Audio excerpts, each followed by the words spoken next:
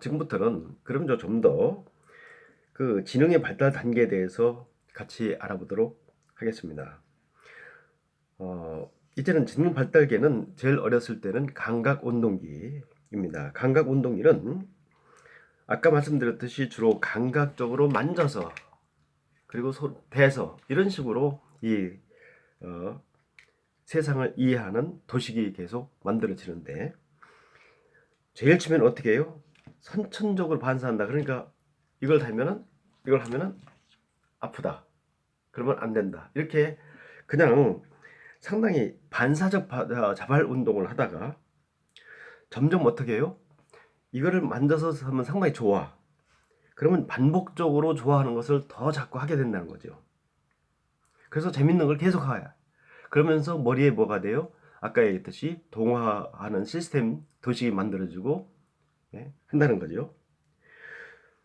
그런데 점점 이제는 어떻게 하냐면 이거를 내가 좋아하는 이거를 만지려고 하는데 이 앞에 이게 있어. 그래서 이걸 만질 수가 없어. 그러면 일단 이걸 쳐야 되잖아요. 이걸 치면서 이걸 만지러 가. 치는 행위와 만지러 가는 행위가 똑같은 이걸 만지러 가는 목적을 성취하기 위해서 이거를 협응한다고 그래요. 함께 해서 이거를 만지러 가는 그런 도식이 머리 안에 점점 정착된다는 거죠. 그래서 점점 무엇을 자기가 하고자 하는 것을 성취하는 그런 도식을 우리 머릿속에 하나의 스키마로서 형성돼 가요. 그 다음에 아주 어렸을 때 지금 우리가 얘기하는 태어나자마자 2살 때까지는 대상의 영속성이 없다는 거예요. 대상 영속성이 뭐예요? 이게 여기에 있었는데 계속 이건 여기에 있어. 그런데 만약에 이것을 가려서 아직 여기는 이건 있지만 이걸 가리면 어린애들은 뭐라고 생각해요? 이 임급병이 없다라고 생각해요. 왜냐면 대상 영속성이 없기 때문에. 얘들은 머릿속에 이게 각인돼 있지 않다는 거예요. 그러니까 어린애들은 계속 우리가 까꿍하면 또 웃다가 또 까꿍하잖아요. 애기들은 똑같은 예를 들면은 동영상을 보여주면 똑같이 계속 웃어요. 왜 그래요? 걔들한테는 뭐가 없기 때문에 대상 영속성이 없기 때문에 그래요. 그래서 감각 운동기에는 어떻게 세상 사물을 이해하냐면 감각을 통해서 만져서 그리고 만져서 좋은 거는 계속 만지면서 자기 나름대로 만지는 방식의 도식을 머릿속에 만들어가. 그러다가 이제는 이걸 만질 때 뭐가 있으면 이걸 쳐. 그래서 다른 방법을 통해서 뭐예요? 협응을 해. 협응을 하면서 요거를 만져가려면 이렇게 하는구나 하고서 자꾸 도식을 만들어 간다는 거예요. 그래 제일 처음에는 뭐가 없다고요? 대상 영속성이 없어. 이게 계속 여기 있다는 거를 인식을 못 해. 이거 없으면 없는 거야. 그래서 애들은 뭐예요? 그냥 한번 까꿍하면 또 웃고 까꿍하면 또 웃고. 왜 그래요? 걔들은 대상 영속성이 없기 때문에 그래요. 근데 우리는 대상 영속성이 있어요. 그래서 그놈이 나쁜 놈이면 또 보면 또 나쁜 놈이야. 왜 그래요? 그래서 어린애들은 순수하잖아요. 자, 그 다음에 이게 이제 감각 운동기인데, 감각 운동기가 지나면 그 다음에는 이제 전 조작기라는데, 조작이라는 게 뭐예요? 조작한다는 거야.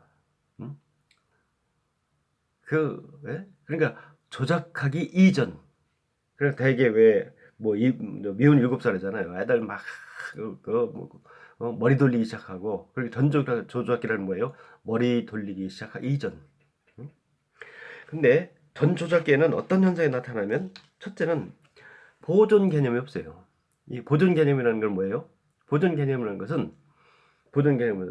건 뭐냐면, 예를 들면은 이렇게 이게 똑같은 양인데 이렇게 되면은 어떤 게 더 많으냐?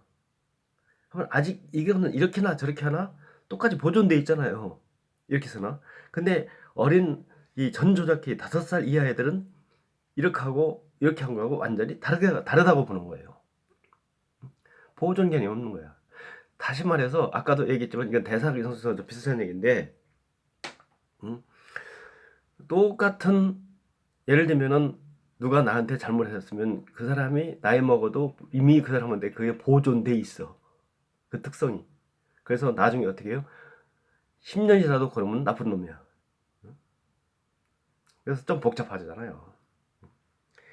자, 그 다음에는 이 전조작계에는 유목화를 못해요. 유목하면 뭐 하는 게 뭐예요?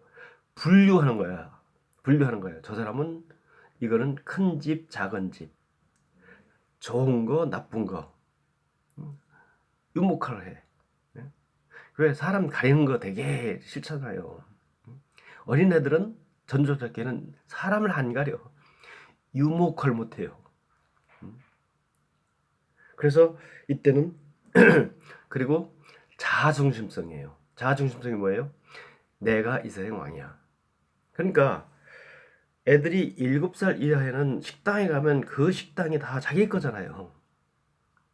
세상을 맘대로 막 돌잖아요. 이렇게 애들은 전 조작계는 첫째요, 보존성이 없고 보존 개념이 없고 유목화를 하지 않고 자기중심적으로 세상을 바라보기 때문에 세상이 자기 놀이터고 그리고 무랄론적이야. 무랄론이요.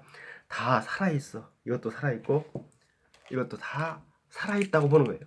그래서 인형을 애기라고 항상 얻고 다니고 이런단 말이죠.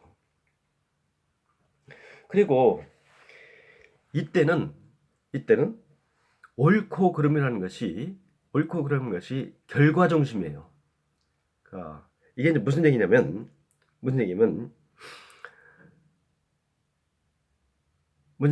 의도에 대해서는 전혀 생각이 없어요. 예를 들면은 누가 정말로 사람을 구하기 위해서 유리창을 깼다. 근데 어떤 사람은 뭘 훔치기 위해서 유리창을 깼다. 얘들은 유리창을 깨는 게 나쁘다 그러면은 뭐예요? 사람을 구하기 위해서 유리창을 깬 사람도 유리창을 깼기 때문에 나쁘다고 보는 거예요. 이거를 뭐래요? 결과 중심적 도덕론으로 얘기해요. 자, 이제는 구체적 조작계로 가면 조작계는 뭐예요? 이때부터는 보존 개념을 획득을 해요. 보존 개념을 획득하면 뭐예요? 이제 대개 7살 이상이 되면 한 번 혼내키면 삐지면은 끝까지 계속 가. 왜 그래요? 보존 개념이 있기 때문에. 그리고 이제는 탈중심적이에요. 탈중심적은 뭐예요? 이때부터 너하고 나하고 자꾸 가리기 시작해요. 이거는 내 거, 이거는 내 거. 이제는 탈중심적이기 때문에 나한테 좋은 거, 너한테 나 좋은 거. 이렇게 자꾸 구분을 해요. 그리고 유목화를 해. 우리 편, 나쁜 편, 큰 집, 작은 집, 예쁜 애, 미운 애. 이렇게 자꾸 분류를 한다는 거죠. 그때부터 뭐예요? 인생이 복잡해진다는 거예요. 그래서 사실은 뭐 같아야 돼요? 아주 순수한 어린애 같아야 된다는 얘기는 뭐냐면 이런 분별하지 않고 구분하지 않고 모든 것이 내 삶의 중심이고 세상 모든 것이 어떻게 해요? 살아있는 하나의 생명체의 한 현상으로 쳐다보면서 거기와 느끼고 머리로 이해하지 않고 가슴으로 몸으로 이해하면서 인생을 살아가는 것이 그런 사람들이 되게 아주 어린애 같은 순수한 사람이라고 하는 것이 바로 이런 거죠. 자, 이제 구체적 조작기에는 점점 스스로 자율적인 이거 하면 된다, 저거 하면 안 된다. 자기 방식대로 어떤 규칙이 생기기 시작해요. 근데 이때는 되게 자기한테 좋은 것이 좋다고 생각하는 거예요. 누가 칭찬하면 아, 칭찬받은 것 이것이 좋구나. 이렇게 해서 자기 남들의 자율적인 뭐가 생겨요? 도덕관이 생기는 거죠. 이제 형식적 조작기에 가면 어떤 현상이 나타나냐면 머릿속으로 상상을 하기 시작하는 거예요. 걔가 나한테 가다가 나를 쳐다본 이유가 뭐다? 나를 싫어하기 때문에 쳐다봤다. 이렇게 뭐요? 형식적으로 상상을 해가지고 엉뚱한 갖다 이유를 붙이는 거야. 그래서 이때부터는 인과론적 생각을 해요. 요게 오면 이렇게 될 거다. 저것 때문에 그랬다. 그래서 이 형식적 조작기가 되면 이때부터 뭐를 해요? 추론을 하기 시작해요. 추론을 해. 아, 제가 저랬을 것이다. 아마 그 친구가 나한테 아까 얘기를 안 한 것은 아마 이래서 그랬을 거다. 그래서 자꾸 엉뚱하게 해석하고 무엇을 자기식대로 스토리를 만들고 자꾸 이런 식으로 해가지고 세상을 복잡하고 자꾸 어렵게 이해함으로써 뭐를 하기 시작해요? 스스로 자기 생각에 자기가 묻기 시작한다. 그 얘기예요. 이 피아제는 이러한 인간의 어떤 사고 방식이 과연 무엇이냐? 우리가 생각한다는 것이 무엇이냐? 과연 생각이라는 것은 무엇이냐? 이 생각은 뭐예요? 생각은 우리가 이런 것들을 보고 우리 뭐예요? 사고 과정을 통해서 우리가 발달시킨 도식을 토대로 만들어내는 하나의 산물이야.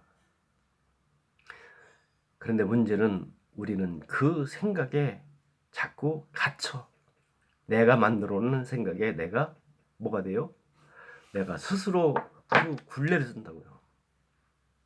그래서 형식적으로 자꾸 조작기가 돼서 그것 때문에 하는데 난 이것 때문에 하는데 이것은 내가 갖고 있는 자꾸 한계야.